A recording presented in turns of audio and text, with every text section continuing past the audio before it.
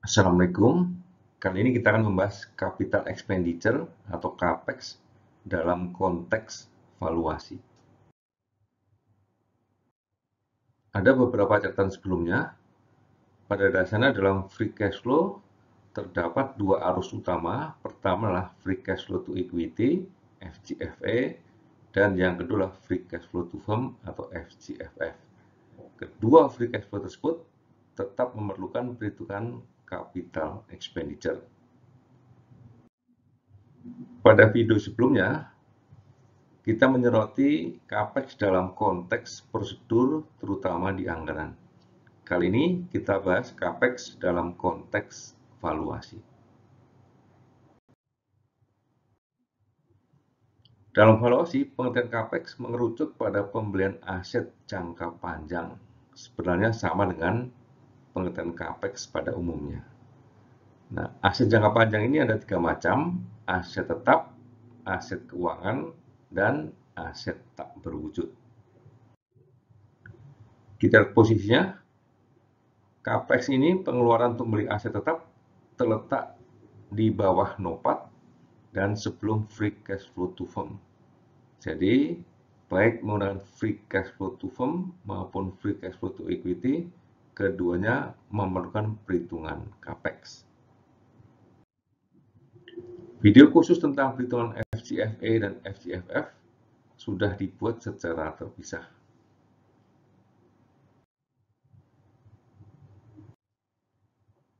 Kita mulai dengan CAPEX untuk aset tetap.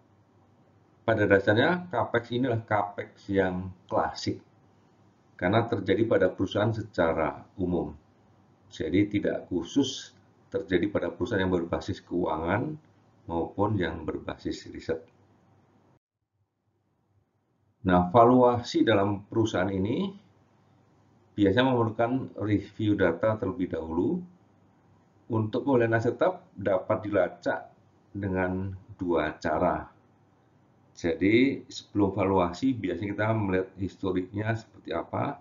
Saat itulah kita melacak besarnya CAPEX pada masa sebelumnya. Cara pertama adalah melihat secara langsung pada laporan arus kas di arus kas investasi. Sementara cara yang kedua melihat pada perubahan gross di aset tetap yang muncul di neraca. Ini tentu dengan asumsi bahwa tidak terdapat penjualan aset tetap yang lama.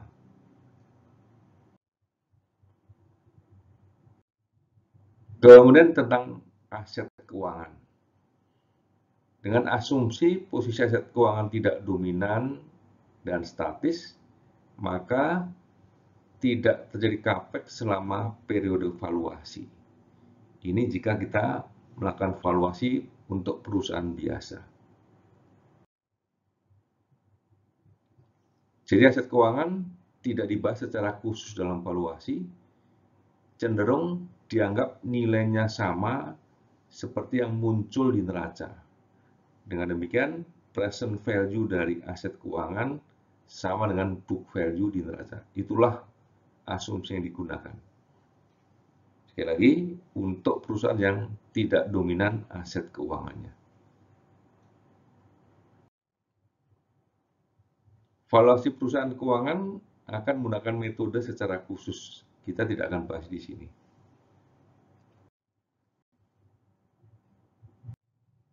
Kemudian aset tak berwujud. Secara akuntansi, banyak CAPEX aset tak berwujud ini langsung menjadi biaya masuk ke laba rugi. Pada aset tak berwujud, sulit untuk menekan titik awal dan akhir.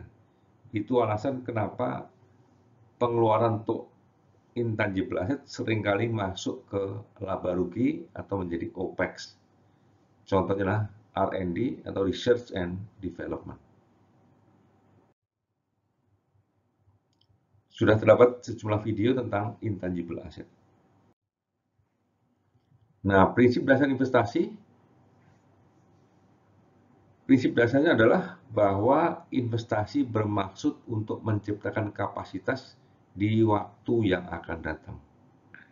Kapasitas dalam pengertian klasik tentu membeli aset tetap. Untuk perusahaan yang berbasis pengetahuan, teknologi dan yang sifatnya modern akan lebih banyak bergulat dengan intangible asset. Contohnya adalah farmasi, tentunya farmasi yang berbasis riset, kemudian teknologi, dan yang berbasis pemasaran seperti perusahaan yang menjual minuman soft drink atau cola. Pada valuasi perusahaan pada umumnya, aset tak berwujud tidak dibahas secara khusus dalam valuasi. Ini terjadi kalau intangible asset tersebut tidak intensif digunakan oleh perusahaan tersebut atau porsinya masih kecil. Tapi dengan perusahaan yang mempunyai intangible asset yang besar, maka perlu perlakuan secara khusus. Bisa jadi aset tak berwujud perlu dihitung secara ulang. Jika sebelumnya aset tak berwujud muncul sebagai pengeluaran laba rugi, maka bisa jadi perlu proses untuk kapitalisasi. Sehingga nanti ada penentuan umur aset tak berwujud, perhitungan dari penyusutannya, perhitungan ulang penyusutan untuk masuk ke laba rugi, dan perhitungan ulang atas arus kas. Jadi lebih kompleks. Tentu saja proses ini hanya untuk perusahaan dengan nilai aset tak berwujud yang signifikan.